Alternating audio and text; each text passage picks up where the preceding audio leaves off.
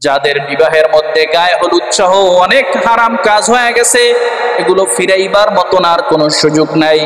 আজকে খাস দিলে তওবা করবেন আল্লাহ, এতদিন জানি নাই, বুঝি নাই, বুঝলেও বুঝে শুনে যদি গুনাহ করে ফেলে থাকি, আমার বিবাহ অনুষ্ঠানে যদি গায়ে হলুদ হয়ে থাকে, এরকম অন্য বিজাতীয় সংস্কৃতি যদি আমার ঘরের মধ্যে এতদিন হয়েও থাকে, আজ থেকে খালেস দিনে তওবা করলাম, আর কোনোদিন আমার সামনে এই গায়ে হলুদের অনুষ্ঠান আমি হতে দিব না। আর কোনোদিন আমি আমার সন্তানের, আমি আমার আত্মীয় স্বজনের আকিকার মধ্যে এরকম ব্যবসা প্রতিষ্ঠান খুলে বসবো না। অন্য যত হারাম সংস্কৃতি আছে, হিন্দুদের সংস্কৃতি আছে, এগুলো আমি প্রবেশ করাবো না। এতদিন না বুঝে শুনে আল্লাহ আমি করেছি, আপনি আমাকে মাফ করে দেন, আমার পরিবারের মধ্যে আপনি বরকত দান করে দেন। এই হারাম কাজগুলো করার ফলে আমার উপরে আপনি নারাজ হয়ে যায়েন না, আমার উপরে আপনি গোসা হয়ে যায়েন না, আমাকে আপনি মাফ করে দেন, পরিবারের উপরে রহমত নাজিল করেন আল্লাহ, পরিবারের উপরে বরকত নাজিল করেন আল্লাহ। না বুঝিয়া শুনিয়া গুনার কাজ করিয়া ফেলাইছি, না বুঝিয়া শুনিয়া অন্যায় করিয়া ফেলাইছি, না বুঝিয়া শুনিয়া আপনার বিরুদ্ধাচরণ করেছি। নবীর সুন্নাত অনুযায়ী আমার জীবনকে আমি পরিচালনা করতে পারি নাই, নবীর সুন্নাত অনুযায়ী আমার জীবনকে আমি সাজাতে পারি নাই। আল্লাহ আপনি আমাদেরকে মাফ করে পরিবারের মধ্যে বরকত দান করে এই সমস্ত বিজাতীয় সংস্কৃতি, বিজাতীয় সমস্ত সংস্কৃতি থেকে আমাকে, আমার পরিবারকে, গোটা দেশবাসীকে, এলাকাবাসীকে কুদরতি হাতে আপনি হেফাজত করে। লা ইলাহা ইল্লাল্লাহ, লা ইলাহা ইল্লাল্লাহ, লা ইলাহা ইল্লাল্লাহ, লা ইলাহা ইল্লাল্লাহ, লা ইলাহা ইল্লাল্লাহ, লা ইলাহা ইল্লাল্লাহ, লা ইলাহা ইল্লাল্লাহ।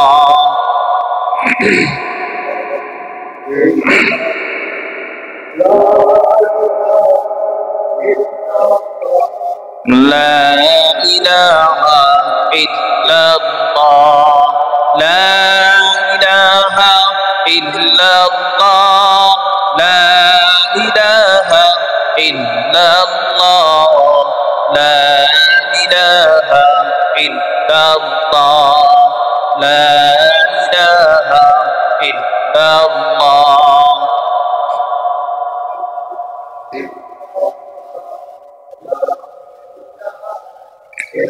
لا إله إلا الله محمد رسول الله.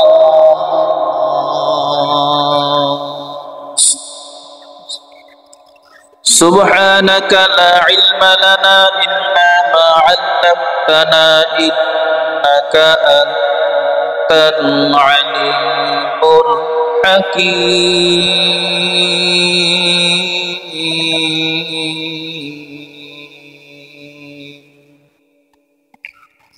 قال رب اشرح لي صدري ويسر لي أمري واحلل عقدة من لساني يفقهوا قولي.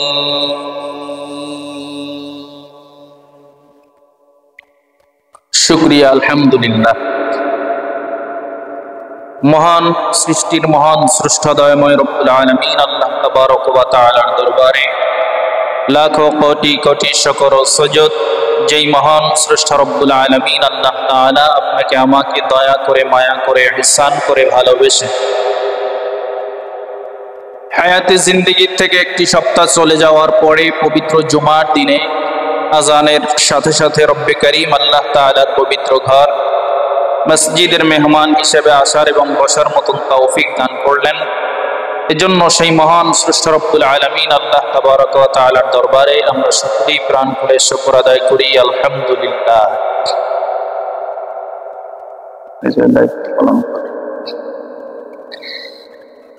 মহান রব্বে করিম আল্লাহ তাআলা যেহেতু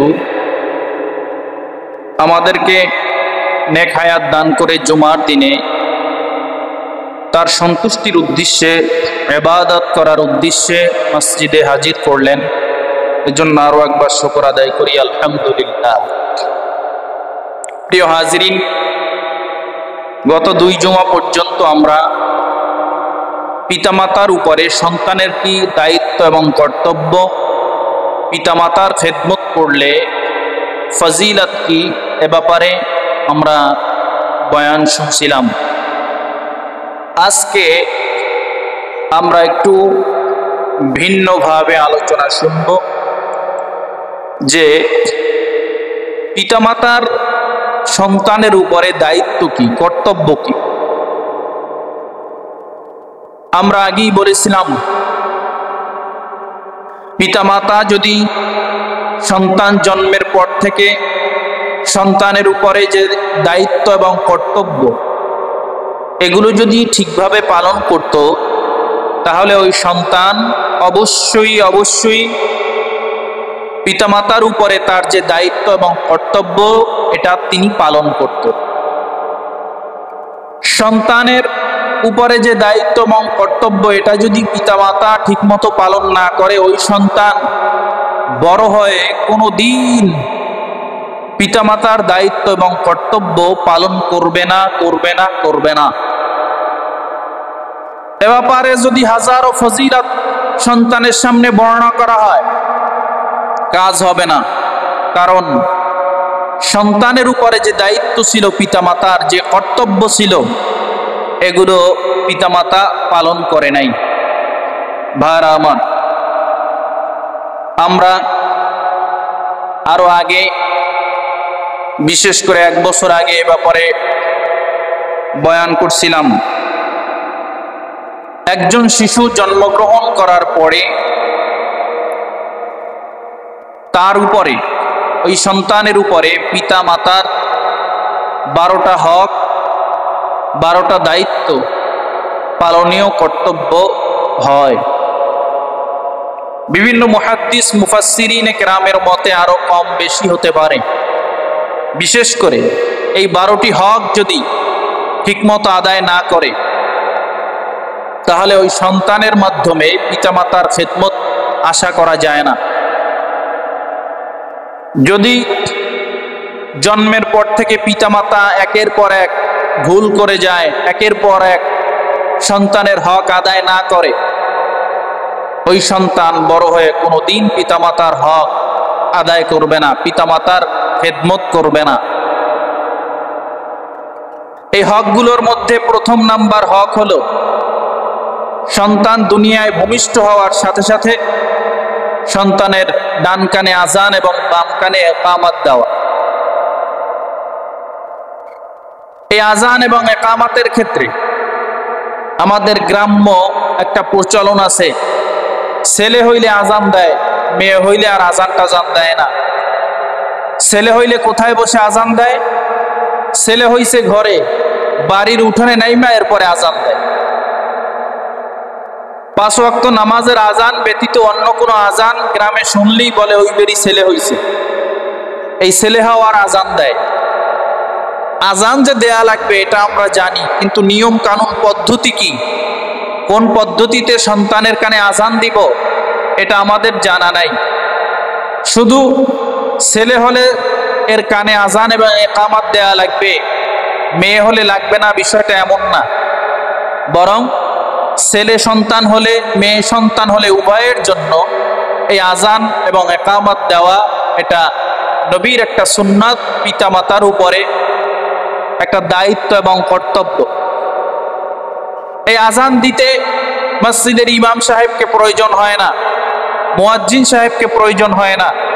এই আজানের বিধান হলো ঘরের মা, মেয়ে, নানি, দাদি, চাচি, ফুফু আম্মা, খালাম্মা, চাচি আম্মা যারা আছে, তারা যদি আজান এবং ইকামত জানে, তারাও সন্তানের কানে আজান এবং ইকামত দিতে পারবে, পুরুষ হওয়া শর্ত না।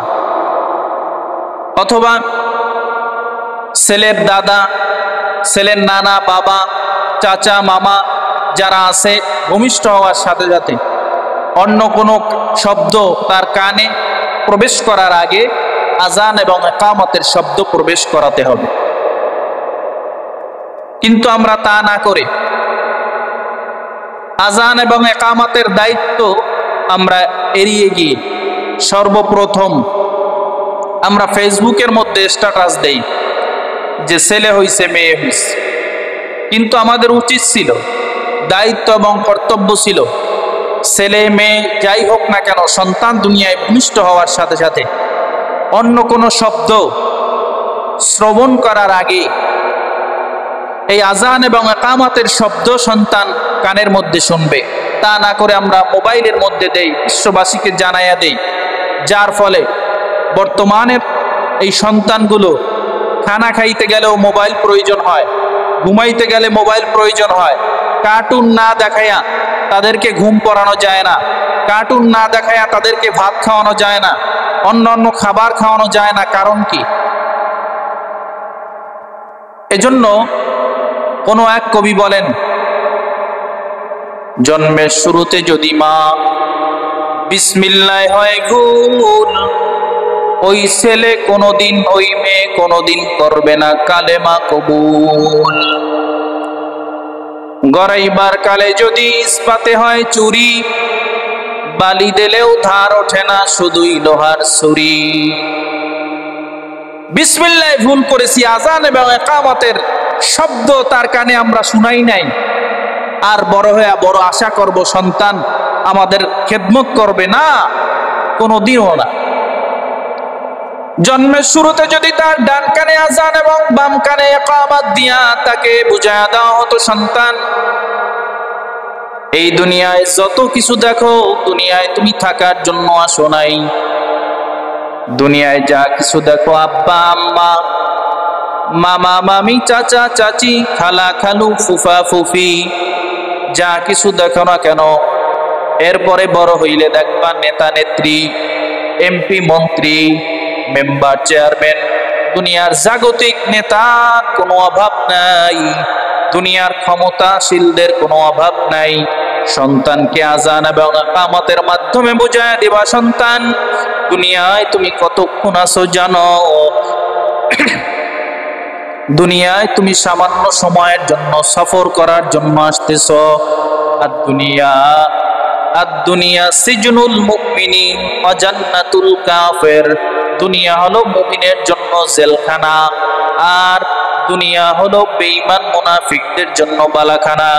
সন্তানকে তুমি বুঝায়া দিবা, আর দুনিয়া মাজরাতুল আখিরা, সন্তান দুনিয়া হলো আখিরাতের শস্য ক্ষেত। এই দুনিয়ার জমিনে যত তুমি শস্য কামাই করতে পারবা, ন্যাক অর্জন করতে পারবা, তত আখিরাতের জীবনে তোমার জন্য কল্যাণ হবে, মুক্ত হবে। আখিরাতের জীবন তোমার জন্য তত সুন্দর হবে। আখিরাতের জীবনে তুমি নাজাত পেয়ে যাইবা, জাহান্নাম থেকে আল্লাহ তোমাকে মুক্ত দিয়া দিবে। জন্মের শুরুতে যদি বিসমিল্লাহ ভুল হয়, ওই ছেলে বড় হয়ে কালেমা কবুল করে না। নামাজের দাওয়াত দিলে ওই সন্তানের নামাজের দাওয়াত ভালো লাগে না, রোজার দাওয়াত দিলে ওই সন্তানের রোজার দাওয়াত ভালো লাগে না, ন্যাক কাজের কথা বললে ওই সন্তানের ন্যাক কাজ ভালো লাগে না। জন্মের শুরুতেই বিসমিল্লাহ ভুল করা যাবে না। আপনার আমার দাদা, আপনার আমার বাবা, আপনার আমার মা,